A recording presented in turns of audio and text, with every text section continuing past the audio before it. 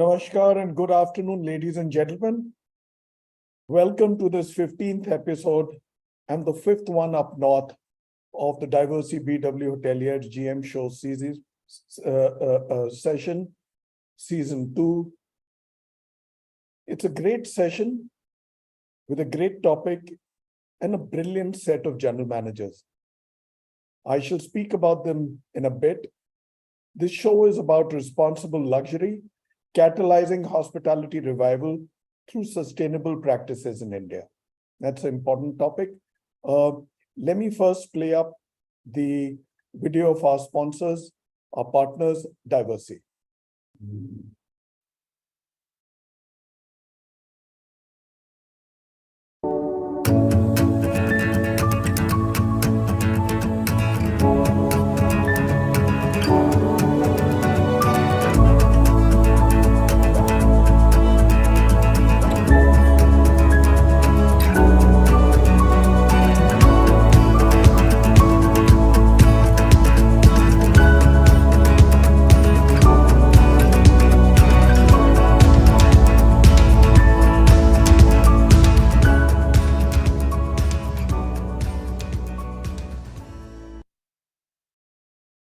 Thank you, Diversey.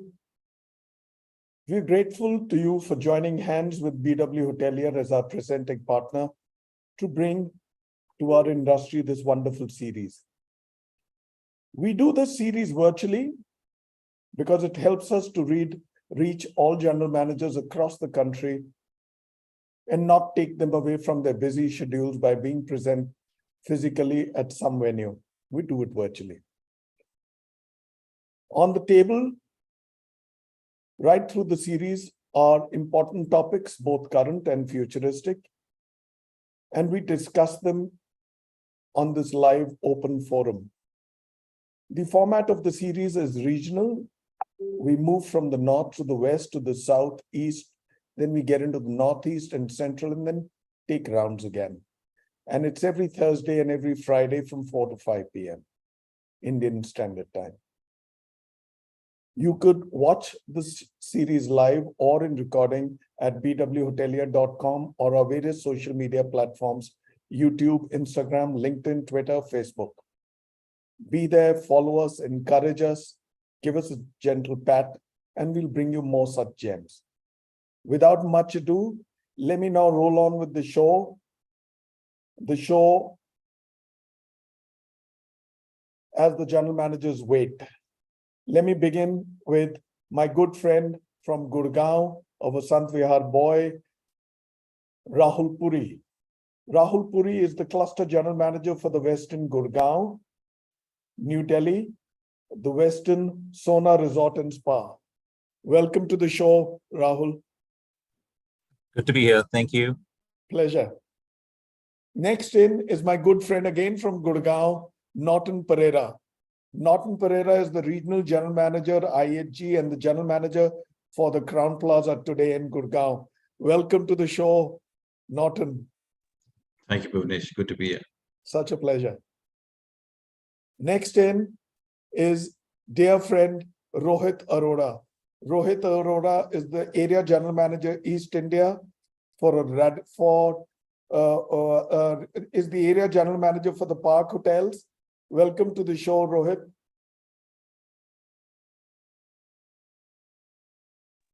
Sorry. Thank you, Mr. Khanna.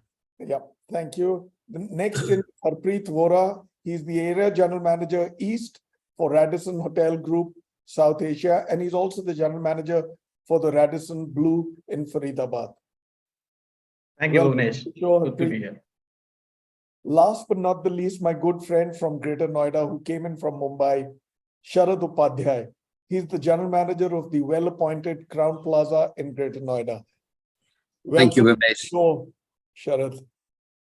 All right. It's all about responsible luxury, catalyzing hospitality revival through sustainable practices in India. What we have set out to debate today will cover a broad spectrum of issues related to responsible luxury. Look, hospitality is all about luxury. Otherwise, you can go and stay in shared accommodations in Airbnb or whatever. but luxury is what these gentlemen bring and bring to their very best. And that's what we all pay for. And if it is luxury, sustainable practices within the industry are extremely important to sustain. This will also serve as a foundation for insightful discussions that will delve into the challenges, opportunities, and best practices associated with catalyzing hospitality revival through responsible luxury. Let me straight away get into the session with my good friend Rahul. Rahul, you've got a long question coming. There are two parts to it. Okay, permit me to begin. All right. So Rahul, introduction to responsible luxury. If you can please define what responsible luxury means in the context of the hospitality industry and its relevance to India, one. And two, the second part is about sustainable tourism. If you can discuss the concept of sustainable tourism, how it aligns with responsible luxury while showcasing its potential to contribute to India's tourism industry. Over to you. Great. Thank you so much. And thanks for, just starting on straight from the word. And I would just start with, I know we all read about responsible luxury. We all practices. This is what is our daily practice now. I think it's already inbuilt into our culture as a hospitality industry.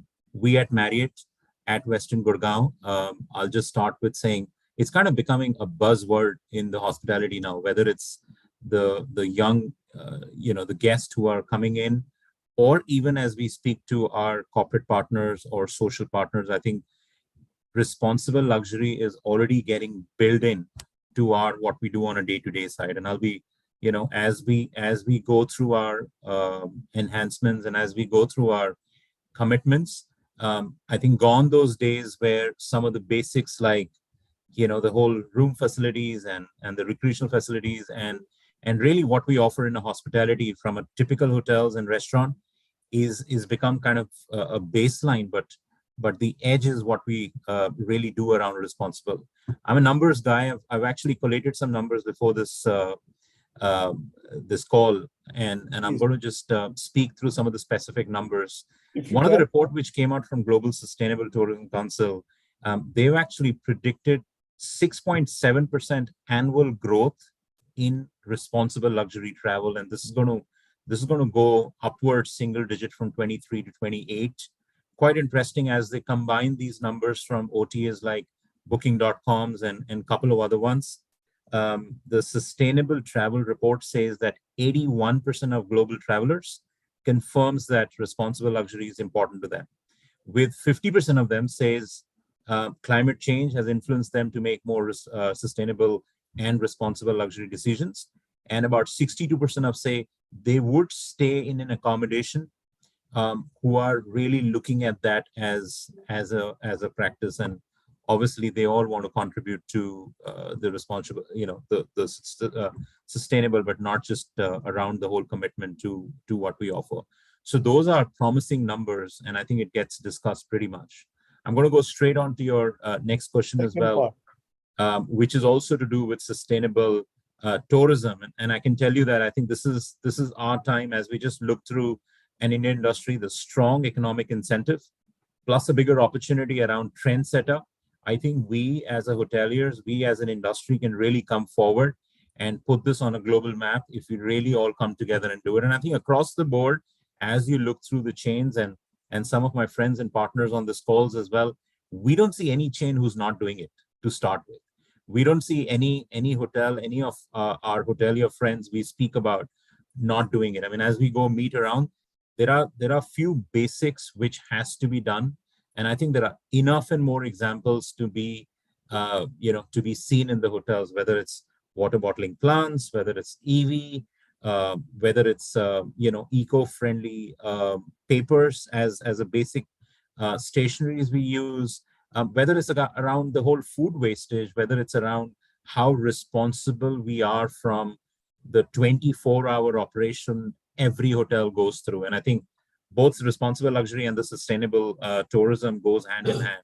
It's a deadly combination. I can just speak through this forever, but I can just tell you this is there are a few words I would use. This is a trendsetter for our tourism development. And I think this is our chance as a hospitality guest experience in general to stay ahead of the game and keep practicing, say, this on a day-to-day side.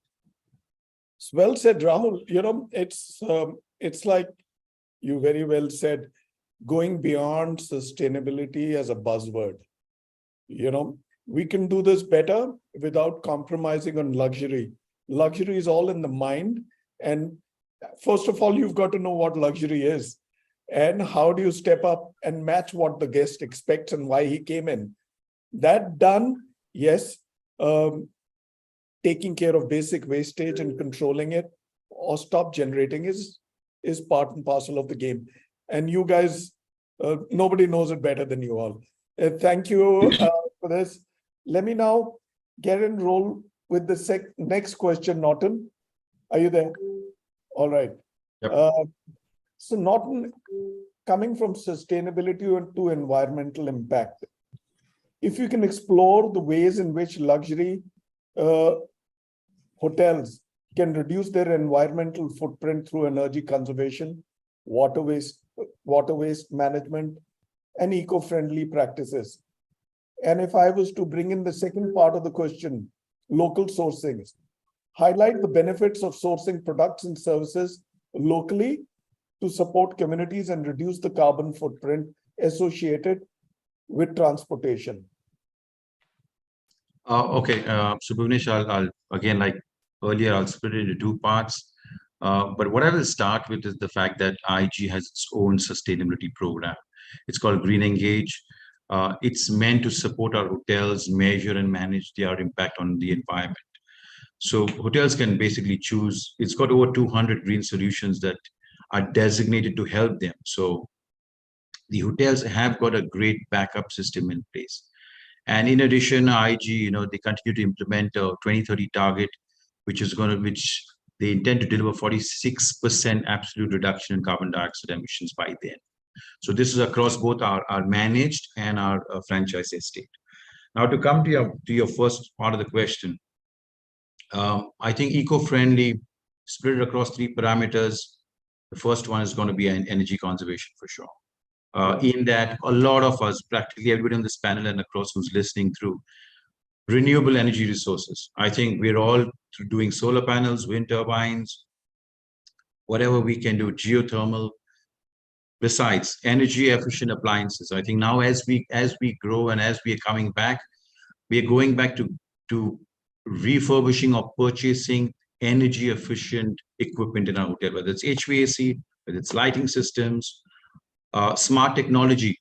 We as hotels, IG, other brands as well, smart room controls systems, which basically are intelligent enough to manage energy when the guest is in and out of his room. And of course, LED lighting. I think that's something which is already done and dusted, but we need to continue to sustain. Waste management, the second aspect of eco-friendly. Recycling programs. The hotel IG and the entire the hotels across SWA, the segregation part is in place. I will continue to say this to my teams and to the other hotels as well. One is having the process and the other is executing it. Sometimes somewhere along the line, we tend to get a little lazy in there, and that's what changes the game. Composting, another aspect. Single-use plastic.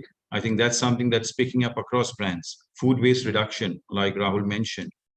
And one thing that IG has moved ahead across SWA, bulk amenities. We no longer use the single use and throw amenities in the bathroom. I think that's a big saver. Eco-friendly practices, third last point, water conservation, landscaping and green certification. I think these three aspects are here to stay. We need to keep pushing it, accompanied with educational initiatives. This is for the team and for our guests. I think it's a combined effort. And sometimes when we realize, when we actually explain this to our guests, there's a lot of acceptance. Everyone knows it's primary. It has just one reason and one goal. It is to protect the planet. So consistent staff and team and training and engagement. I say ensure sustainability is embedded into the culture of our hotels. Talk about it every morning meeting. Talk about how you can strengthen what you're doing. I think that's one. The second part about local sourcing. I'll give you an example. I recently opened a restaurant, which we spoke about before, Kansa. During the planning of the restaurant, the ownership along with IG and the hotel team, we focus on how we can use sustainable products when we build this restaurant. Let's try and stay away from not sustainable products. So we went with steel, glass, marble. Kitchen is completely PNG powered. My F&B team, kitchen team, purchase team, they're constantly working with the local suppliers within the community. Every job order given out to build that restaurant, and a lot of money has gone through it, it has been executed by local craftsmen. We didn't go beyond NCR. This has resulted in a lot of job opportunities for them and livelihood. So besides that, I think environmental benefits, reducing carbon footprint, quality and freshness of product produced when you go with the local guys, because there's no transport involved. There's no refrigeration risk involved. So all that saves on energy. And of course, you have a cultural connect.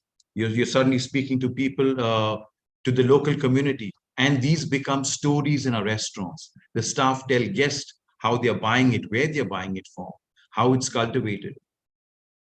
This, in my opinion, Bhuvnesh, is something that all of us could do. Some of us are doing, but we could do better as we go about. You know, you and Rahul have spoken about some very important points.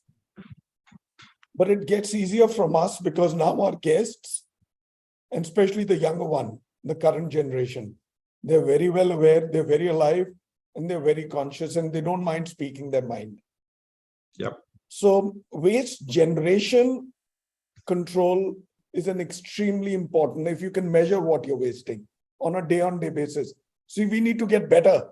I don't need to talk to people who can talk to the world, right? So, all right. So Rohit, if I may come to you. So tell me about inclusive practices. Before you begin, Park has done quite a bit. You know, I'm, for instance, privy to that market that you guys put up every weekend. Right? Yeah, that's right, sir. That's a farmer's market, which... farmer's market, so you may want to talk about that also. All right. So can you explore strategies to make responsible luxury more inclusive? One, ensure that local communities and employees benefit from hospitality growth too. And my next part of the question is about cultural preservation. Discuss how luxury hotels can contribute to the preservation of local cultures and heritage through responsible practices. Well, good evening all. Good evening, Mr. Khanna.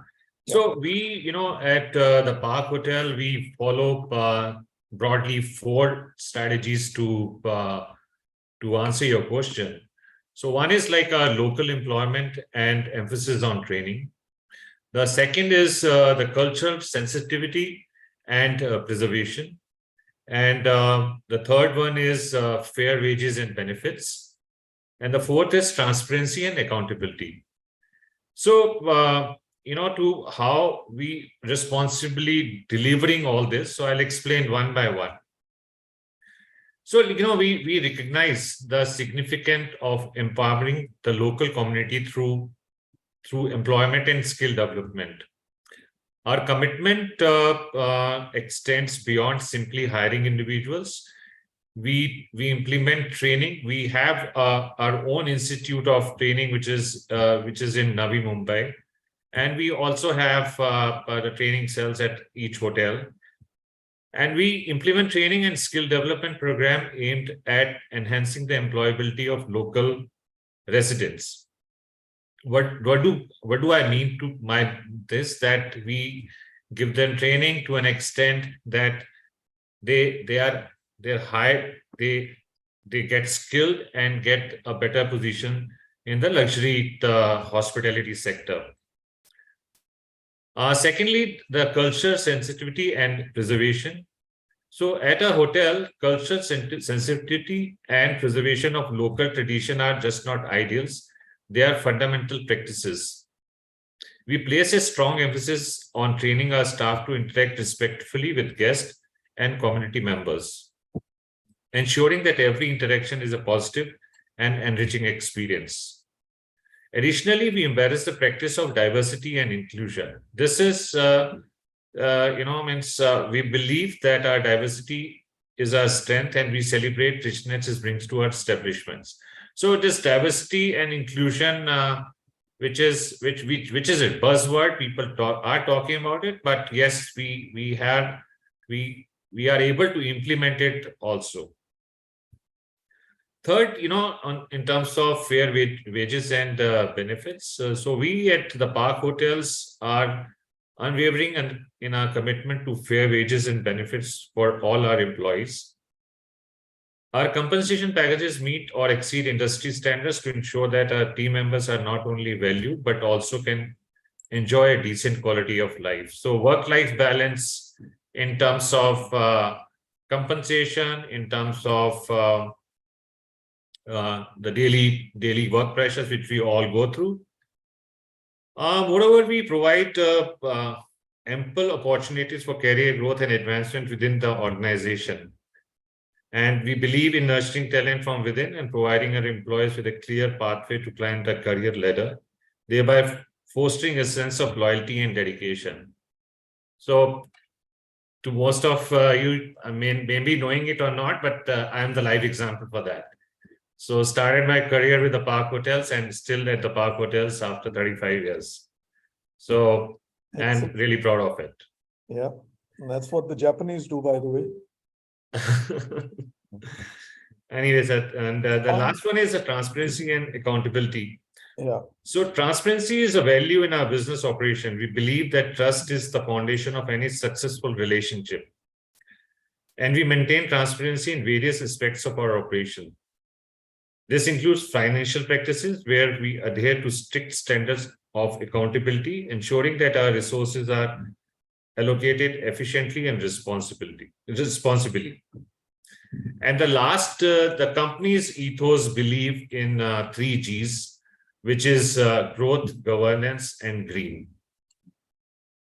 So I asked you about the farmers market, right? So is that still going on? No, Mr. Khanna, means the farmers market post-COVID is not there, but I am planning to restart this winter again. So just for the benefit of all, it is we used to do a Sunday. On every Sunday, we have given our poolside area to the local farmers, and there's no intermediary which involves in it. So they used to get their product. And these are all organic producer. Yeah. All organic producer. All right, good. So I won't let you advertise because I'll have to send you a bill. But yeah, I'll now move to the man in Faridabad. Well, we all know Faridabad is an industrial city, and it does quite a bit of pollution for the NCR. So let me now take in carbon neutrality with you, right? So tell me if you can discuss the concept of carbon neutrality and the steps luxury hotels can take to offset their carbon emissions. Thank you, Bhuvnesh. Thank you for the question. And before answering that question, before coming to your question, I just want to thank you for bringing all of us on this platform, taking our points, thoughts, suggestions. It's indeed a great initiative by BW Hoteliers and yourself. That means a lot. And it is always a pleasure to interact with you. Now, coming back to your question, not only Faridabad, but other cities also contribute to carbon emissions. Yes, they do. But that said, let us understand, climate change is a global issue. And that is affecting communities, lives, businesses, economies all over the world. The World Economic Forum has now ranked climate action failure as top global risk, demonstrating the urgent need of governments, businesses, people to act on it. Global emission of carbon dioxide, and as Rahul mentioned numbers, global emission of carbon dioxide has increased by 50% since 1990. And more notably, our sector, hospitality sector, contributes to 1% of carbon emission. And this is set to increase. Hospitality, like other industries, has to take the responsibility to manage the impact on our planet. Now, before we go to carbon emission and how we offset it, let us understand how do we contribute to this? Yeah. So these emissions primarily stem from energy usage, including electricity, consumption, heating, cooling, water usage, waste management, transportation, a bit touched by Norton as well. So let me first explain you how we can reduce it and what are the steps that most hotels are taking, and great to hear, various brands that are taking those initiatives. Let us understand, what is it that hotels can do to offset this carbon emission? Norton spoke about energy efficiency. Yes, that's point number one. Let's implement energy efficient technologies, which most of the hotels are doing, and practice to reduce consumption of lighting, heating, cooling, and equipment. Renewable energy. Invest in renewable energy sources, solar panels to generate clean energy at site. Carbon offsetting programs. That's another thing that we can do to invest in projects that reduce carbon emission. Renewable energy sources, reforestation, waste reduction. Waste is another big aspect, that leads to carbon emission. Minimize waste production through recycling, composting, reducing single usage items. Water conservation, a big ticket item here as well. Implement water saving measures. Most of the hotels are doing it. Technologies that are available to reduce consumption of water and guest usage in your landscape, in public areas. Transportation is one aspect, wherever possible, at least in resorts and tourist destinations, wherever possible, give eco-friendly transportation, electric vehicles, bicycles. Educate guests. Again, one of my colleagues touched upon that point. Educate guests about hotel sustainability efforts. Encourage them to participate in eco-friendly practices through in-room collaterals. At Radisson Hotels, we follow green housekeeping, wherein we encourage guests to use the same towels, same linen, not let the room be serviced every day. That way, we extend them a benefit of X% of discount in food and beverage. Now, it helps us in two ways. It ensures that guests go to the restaurants to avail food and beverage and utilize the discounts that we give, and it also offsets the carbon emission. And last but not the least, and very important aspect is staff training. One of the most imperative thing is in reducing carbon footprint is to train your staff, because at the end of the day, these foot soldiers are there at helm of operations. They need to practice sustainable practices to ensure that everybody is contributing to the hotel's carbon reduction goals. Yeah, thanks. We as guests, I count myself as a guest when I'm talking to you. I think we also need to be a little conscious. Just because we are paying a few rupees for our stay, unlike we do at home, we stay in our own homes, doesn't mean that you get all your linen changed every day, right? We don't do it at home. Why should we do it? Why should we do it or expect it in a hotel? So my first instruction when I get to the hotel is do not change my bath and bed linen till I don't check out. Don't do it. Fantastic. Right? Don't do it. Why should we? You just dress up my room, clean it up, right? And also at home, we've now moved from combustion engines to electric, right? Fantastic. So where my last car stands, which is to be sold anytime, and we are all electric and no candlestick lights, nothing, completely LED. So yeah, these steps that we take in our own lives, if we take them in our own lives, we can serve good lessons to our office, in your case, your hotel. So last but not the least, before the first half ends, after this, Sharad. Sharad, Greater Noida would be a huge change after Mumbai. But yeah, Greater Noida has done quite a bit to undo the environmental damage, right? So tell me, biodiversity conservation, explore the significance of preserving local flora, right? I've seen what you do, and how luxury hotels can contribute to biodiversity conservation.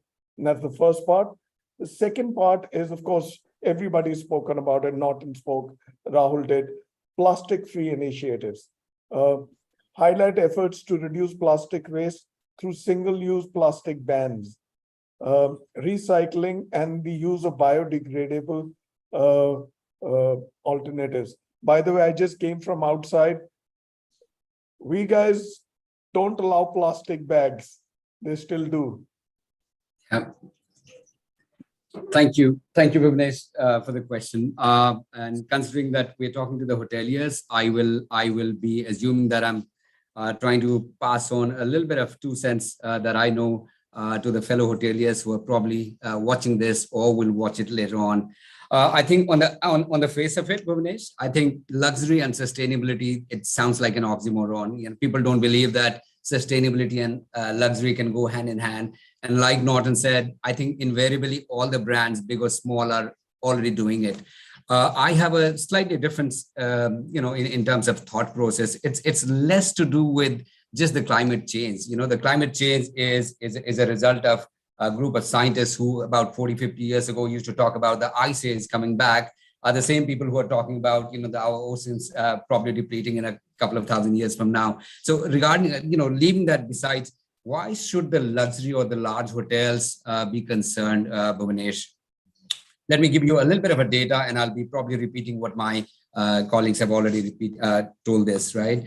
Globally, the land that is utilized in the construction of a large luxury hotel, depletes a lot of biodiversity. Pardon me. Let me explain what biodiversity is in my understanding. It's a very complex but a non-negotiable ecosystem of all the life forms that exist on the earth, right? As in statistics, 70 to 75% of that life exists in our oceans and sea and aquatic ecosystem. About 1 to 5% is subterranean, which means under the earth, under the surface of the earth. And about 20 to 25% is what you will see normally around you. A handful of soil, Bhuvanesh, taken from an organic source, has probably more number of microbes than the total population of the earth. That's the kind of life that's surrounding you. And the ecosystem, the biodiversity, the beauty is it's in such a phenomenal balance that each one is required for the existence of the other one. At a very basic level, biodiversity provides the food at your table. If something happens to the biodiversity, the first thing that you will find is, there's no food or less food. And we've seen this happening in so many parts of the world. Now, let me take you to some of the statistics why we should be concerned. As a data, we are the largest consumer of these resources produced out of biodiversity throughout the world. About 1%, my colleague Harpreet said, the CO2 that's produced globally is a contribution from the large and the luxury hotels. About 218 kilowatt hour of electricity per square meter is utilized by the hotels, large hotels throughout the world. That's huge considering any other benchmark, right? We are one of the largest and the biggest consumers of water.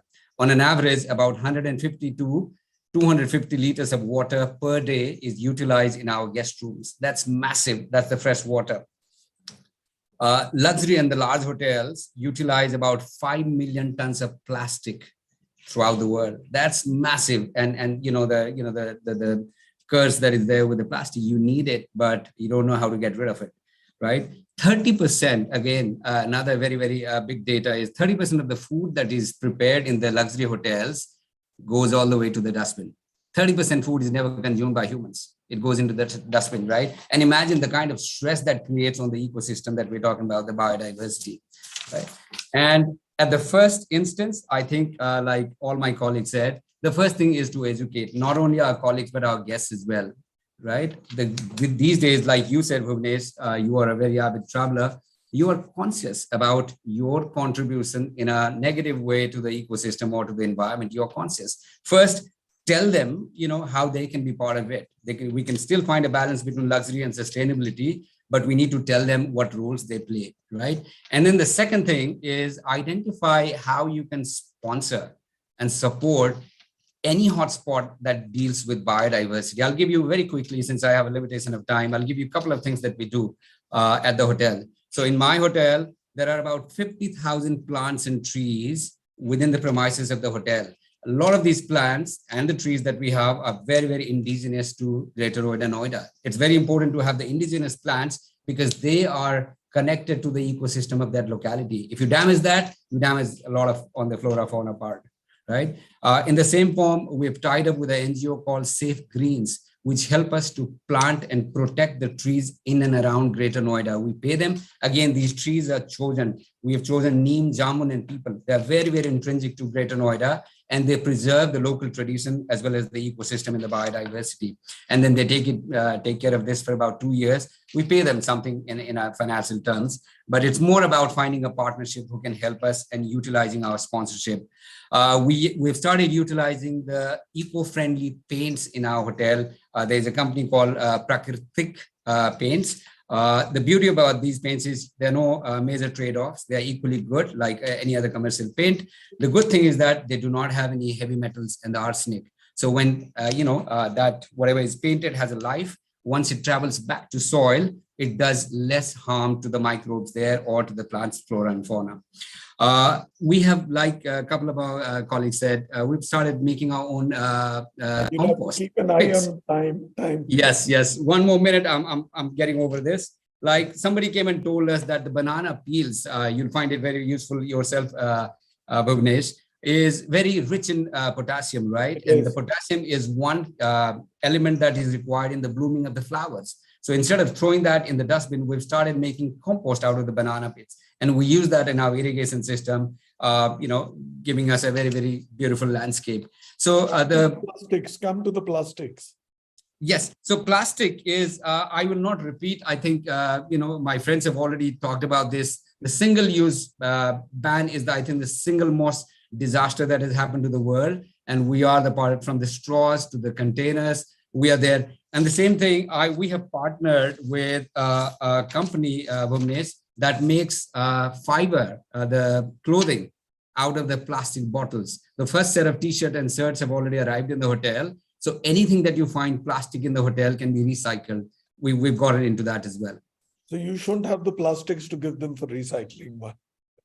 Yes, I think that's the prevention definitely would be better than cure. So we've come to the halfway point. I'll just take a 30-second break. All right, thank you, gentlemen. Salman, can you bring in the Diversey video?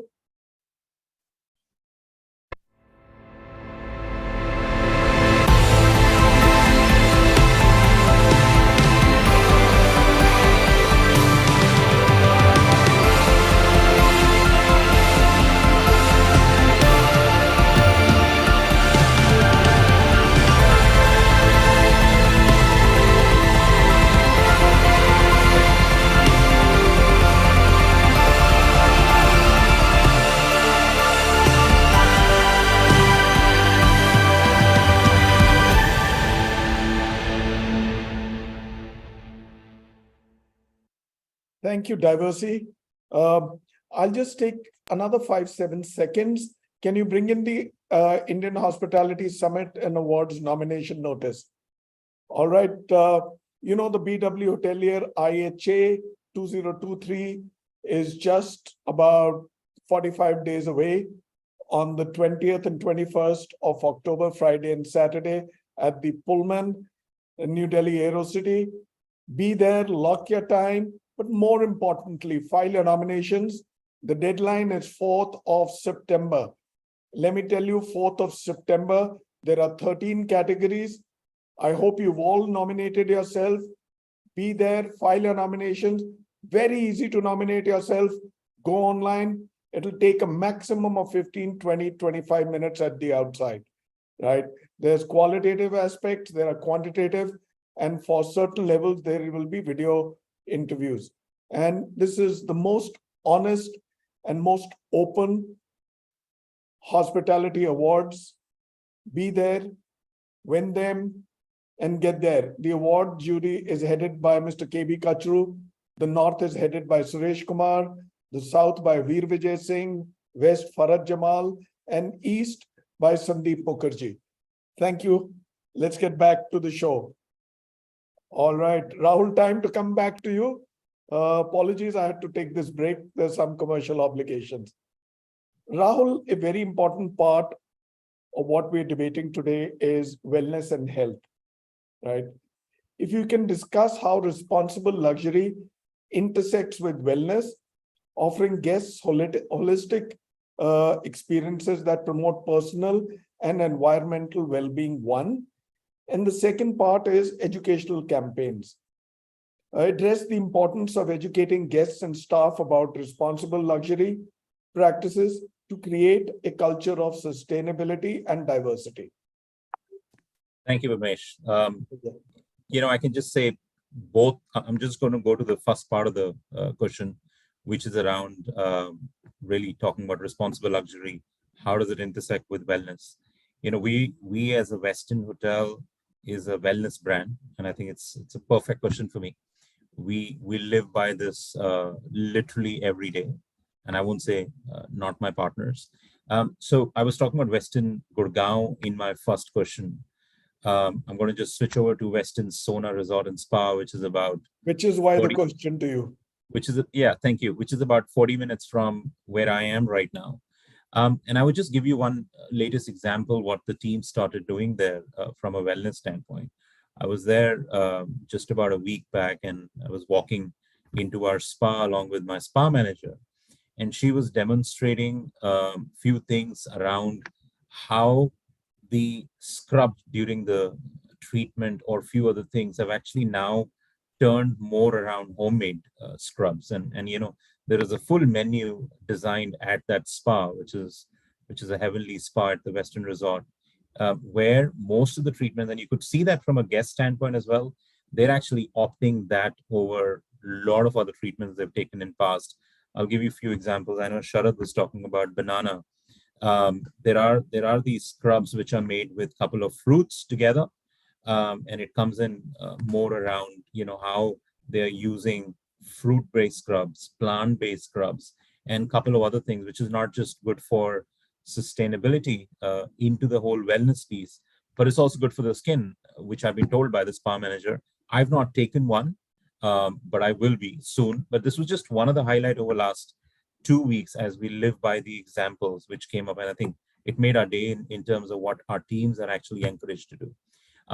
I think combining a luxury experiences in our hotels, along with really the sustainable piece around wellness, to me, I think it's a deadly combination. I could say that holistically, because it's not just consciousness from our teams, from our associates on the ground, but it's also what we can demonstrate. I mean, we at Marriott, we've also got the toiletries which we're now using in our bathrooms from a wellness standpoint. It's all gone above sustainability. These are no longer those tubes and all which we used to use earlier and throw that into the bin. It's all now sustainable.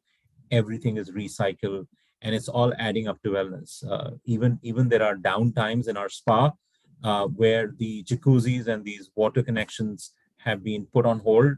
When the spa and these wellness areas are not being used, and believe me, guests are not complaining. They would just come in about half an hour early, and they would request if there is one request there. And I think that links straight to how educated our guests and our teams are, our staff is. And I can tell you, an alignment between what they believe, what their behaviors are, and what they practice is already visible.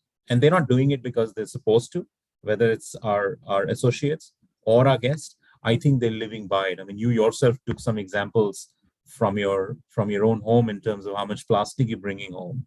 And believe me, we could just go around Zomatos of the world and few others. I mean, gone those days, they're delivering anything in plastic. It's all brown-based bags and everything else. And I think it's just happening. I kind of think we are in the mode right now where things are on an autopilot, which is a great news. And when I say that, nobody's trying to make it. I think it's just all happening.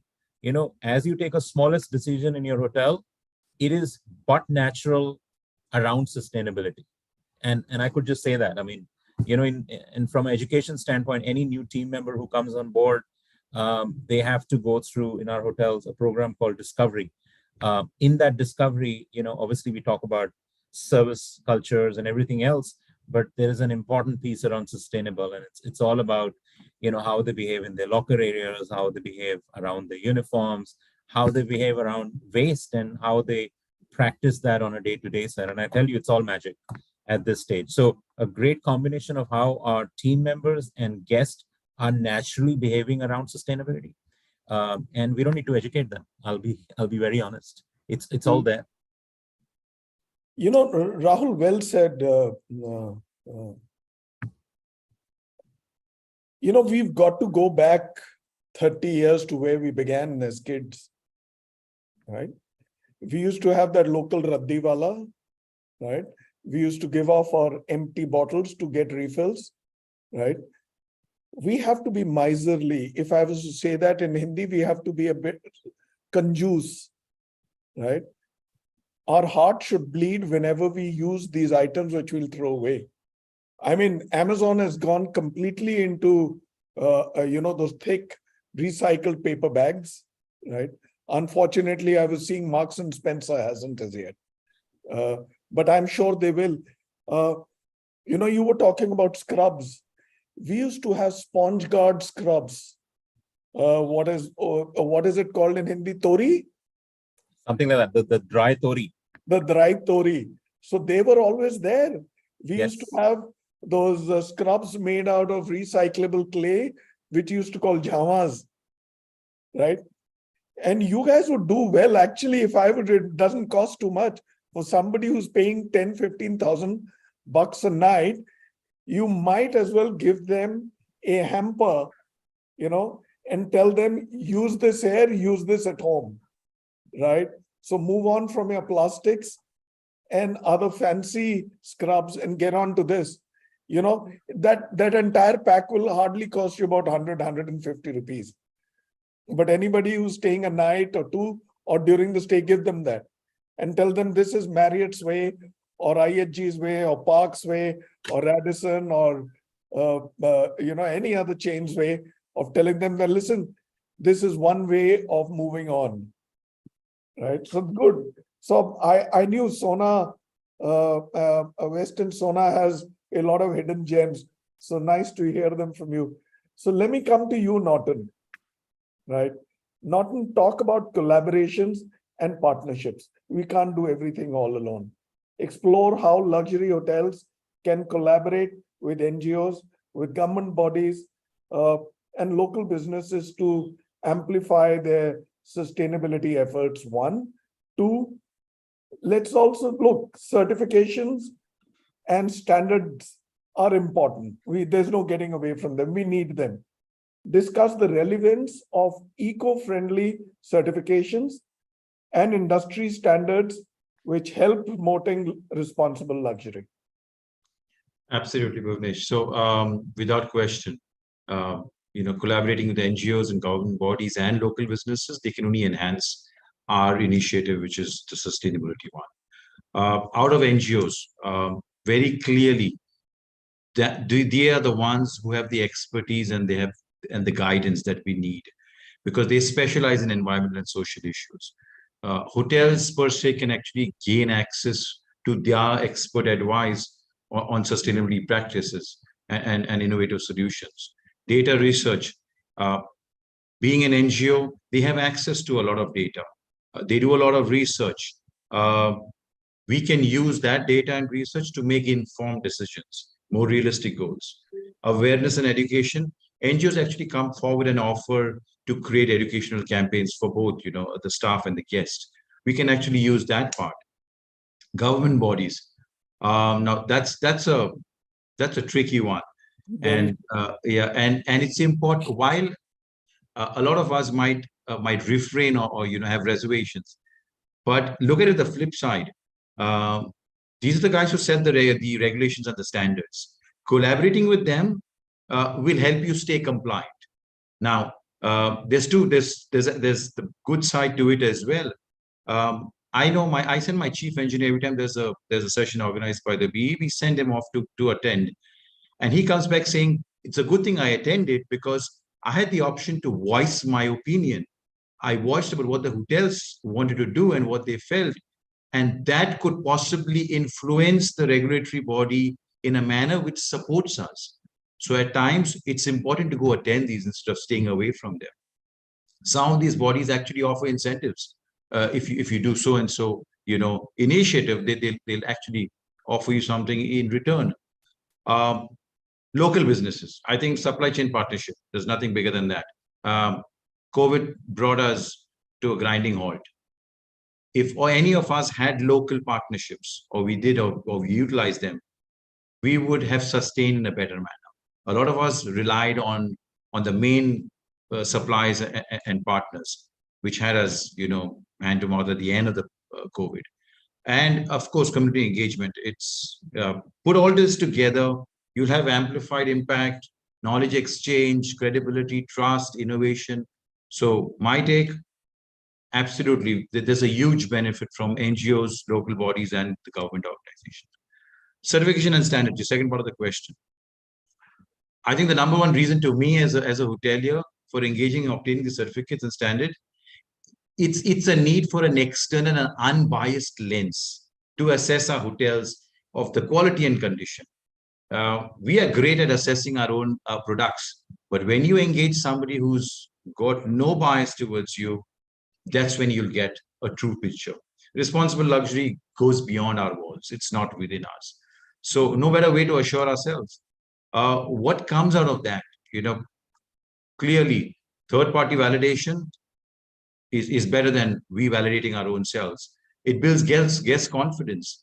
A lot of us actually use the certification to tell our customers that, hey, I'm certified by this body. I've got this certification, which is the FSSAI or whichever other certification. And storytelling, again, I'll go back to storytelling. And that's where our staff come into play. They tell our customers, the ones who serve, the ones who check them in, the ones who clean the rooms, they actually end up telling the customer, do you know, sir, my hotel is certified by this. And the guest feels proud about this. So absolutely, put all together. And then finally, we've got media and marketing, which we like to flash it all over the place. So that's my take, Ganesh. Yeah, good. The certification and standards are pretty important to have, but somewhere we need to look within and challenge ourselves each day. This is where I was yesterday. This is where I need to get today and tomorrow. So much further. Rahul will agree with me because he's a Fauji son. The Forge actually teaches you a whole lot about frugality, right? They get measured rations, right? Our parents, Fauji's, right? They had 2 or 3 pairs of dresses, right? And as many pairs of shoes, right? They kept them right through their careers and in the best of shape till their rank changed or their size changed. So Rahul will bear me out. Forge teaches you a lot. Somewhere we guys have lost those values.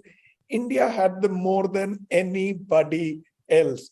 If we are conscious, it is thank you for the way our parents brought us up, right? So I think we just need to shake ourselves up. We need to just slap ourselves on the head and say, why did we lose this? We've always known this. Am I right, Rahul? Couldn't agree more. Rahul has been to that school. Great value system out there. And of course, Fauji. So time to come to you, Rohit. Rohit, tell me, I have a short but crisp question for you, consumer demand. Explore how growing consumer awareness and demand for sustainable practices are driving the shift towards responsible luxury. Well, thank you, Mr. Khanna. Most of it, my colleagues have already discussed it here. But, at the end of the day, today, customer is not only looking at the product, and they are looking whether the product is very luxurious or it is super luxurious. They also wanted to know that what kind of character that product has in terms of like Norton talked about the certifications. So we also the customer wanted to know that what all we are doing, what are we doing with the food waste, how we are recycling the water. So like today in our hotel in Delhi, so all the flushing and irrigation is through the recycled water. it is not that we are saving on the cost of it, but it is that we are saving on the fresh water. So many initiatives in terms of new equipments, in terms of, and then we talk to the guest. We say that it's, you may you may see a discolored water, but it is recycled water, and it has been appreciated by the guest also. Yeah, So sure. like this, like we talked about the straws and no plastic, and the credits. So we have a loyalty program, so we give credits to a loyal customer. So yeah, this is how we take the journey forward. So tell me, Harpreet, thank you, Rohit. You have access to like all the other brands, be it Marriott, IHG, they all have access to the latest that's happening overseas, right? In fact, if I was to say India's better placed than these guys, tell me what about the global learnings that we have, trends, adaptation, and if you can explore how Indian luxury can draw inspiration from these sustainability trends while adopting them to local context. I mean, the global learnings. Well, Bhuvnesh, you rightly said, in harmony with global trends, even Indian hotels, and I'm heartening to hear, what all other hotels are doing. Hotels in India are also placing a great emphasis on sustainability and responsible tourism. Many properties have started incorporating, and heartening to hear again from my colleagues, eco-friendly practices such as energy efficiency, waste management initiatives, locally sourced organic products. Government of India has earmarked this year as the International Year of Millets. Yeah. Farmer market, I mean, fantastic initiative. We also do it. So by embracing sustainable principles, these hotels aim to minimize their environmental impact and offer conscious travelers an eco-conscious option. How we can in India do this, though we are doing it, but let's see how we can draw inspiration from these global trends and adapt them into our own culture. So let's first talk about cultural integration. Hotels have now started incorporating traditional Indian design elements, right? Which emphasize harmony with nature. Using local material, traditional building techniques, indigenous landscaping that enhances the hotel's sustainability while preserving cultural heritage. Yeah. Renewable energy sources. Learn from the global trends of utilizing solar power, wind power, renewable energy resources. India's abundant sunlight can make good for all energy requirement. Our solar energy is practically a particularly viable option for Indian hotels. Yeah. Water management, which is what Rohit just spoke about. Hotels have started adapting water conservation practices and have ensured that the water scarcity issues are resolved. Rainwater harvesting, grey water recycling are initiatives that Indian hotels have taken to address this issue. Local sourcing, Norton said that he started a restaurant and ensured that everybody, the vendors were locally sourced. The same thing, the global trend of sourcing locally has now come to India, right? And that way we reduce carbon emission through transportation. Highlight Indian cuisines, like millet brunches. We do at our hotel, we do millet brunches, farmers market. We've done that. Rohit has started doing it. So these things minimize the hotel's carbon footprint. Sharad touched upon a topic of biodiversity conservation. Fantastic initiative. Leverage on global biodiversity conservation practices. Hotels can take areas, they can preserve local flora, fauna, adopt a garden. Hotels can, start indigenous plants, which is what Sharad spoke about. Smart technology, it's at our disposal. Adopt smart technology, use energy efficient lighting, smart thermostats, occupancy sensors, minimize electricity, minimize wastage, ensuring luxurious experience. Traditional practices, integrate traditional Indian practices like yoga or Ayurveda into guest experience. The wellness practices align with the sustainability values, and they resonate very well, and they're appreciated by both international as well as domestic guests. And public awareness, or the guest education, which is what we spoke about. Educate guests about hotel sustainability initiatives. Encourage them to contribute to reusing towels, conserving water, participating in eco-friendly activities. So like next time when you are in a Radisson hotel, you'll feel at home, because we follow the same green housekeeping practice. We'll also offer you some discounts in food and beverage. So this way, I'll go for free. you're more than welcome. So, No, well said, yeah. but All right. blending global sustainability trends with local nuances, cultural nuances, will give Indian luxury hotels a new standard of responsible luxury. That way, you'll contribute to the nation's goal of sustainability, as well as give memorable experience to our guests. Thank you, Harpreet. That's valuable. I shall sum it up after this last question, which I'm going to push to Sharad. Sharad, let's talk about long-term vision. If you can tell me about the potential long-term benefits of responsible luxury, including improved brand reputation, guest loyalty, and employee satisfaction. You're muted.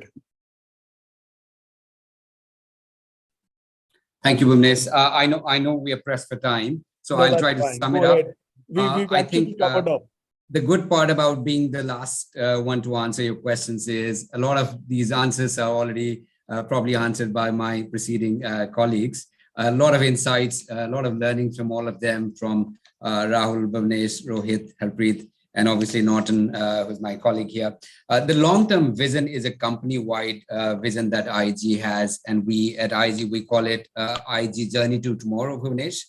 It's basically a commitment to deliver a more sustainable hotel business. End of the day, the business has to go on.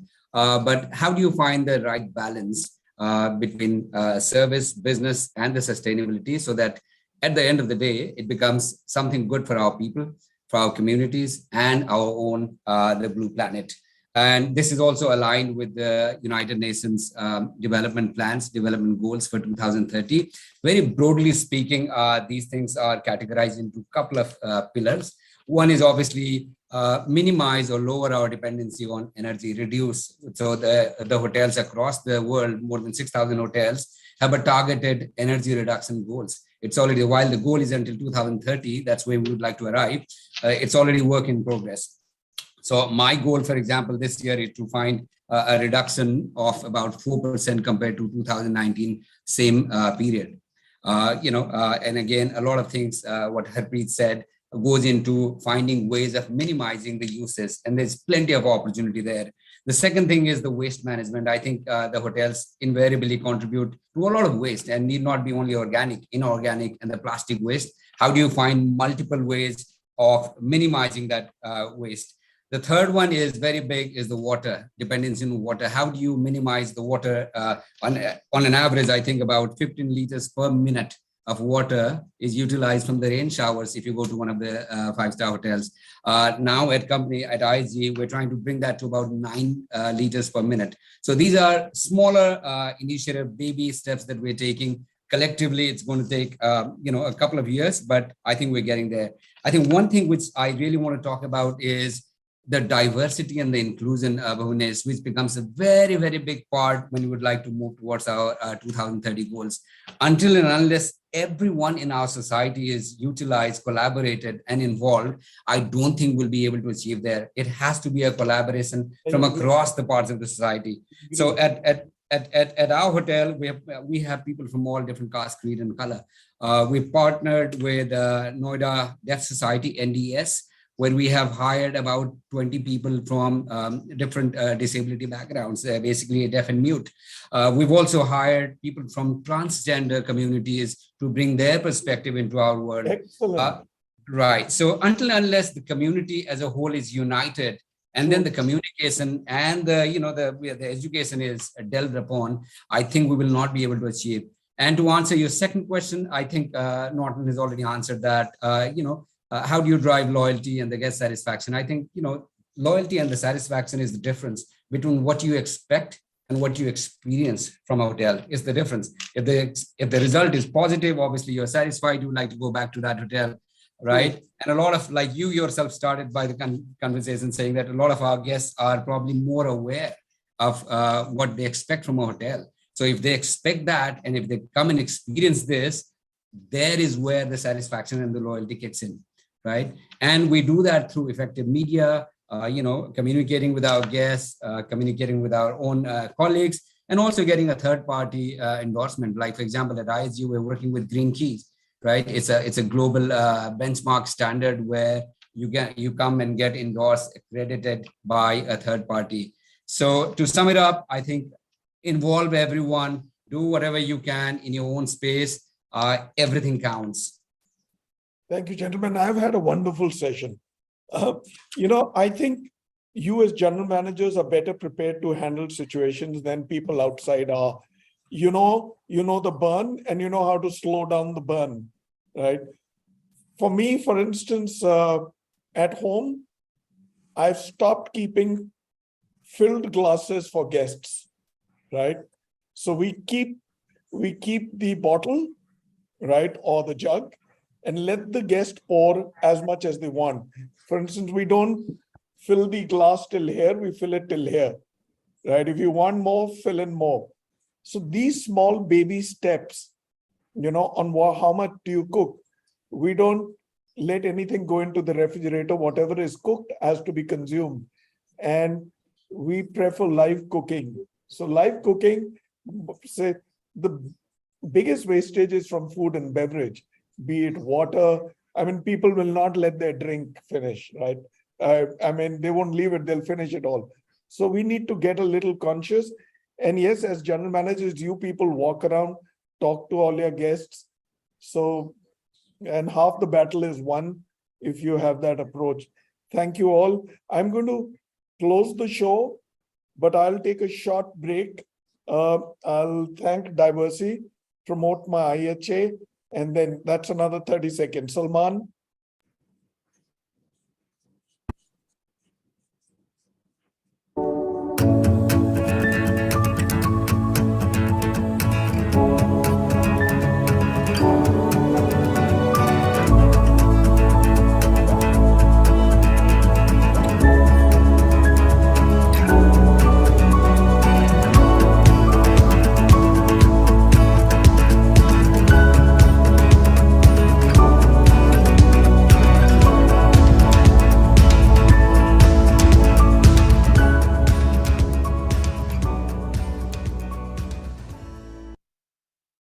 Thank you, Diversey.